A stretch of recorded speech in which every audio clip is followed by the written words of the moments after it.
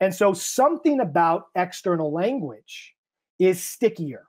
It promotes a level of movement and movement retention that is far superior to that of its internal cueing cousins.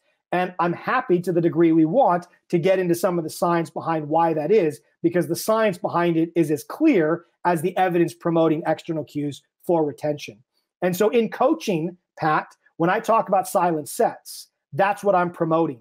Once you feel you've laid the groundwork of good coaching and you feel you've made some light bulb changes, if let's say it's a Monday and your next session is Thursday and you're repeating that skill, what I'm suggesting is before you get excited and going right back in there and reminding, let's test if they can remember.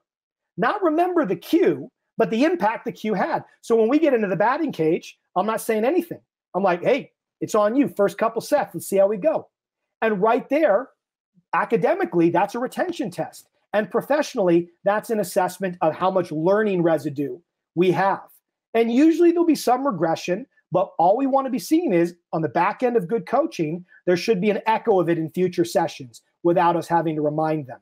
And I'm telling you, Pat, as long as coaches pay attention to the stimulus that caused it and the silent set that assesses it, if you pay attention to these two things, that's all you need to know to continuously upgrade your verbal cues and your nonverbal drills.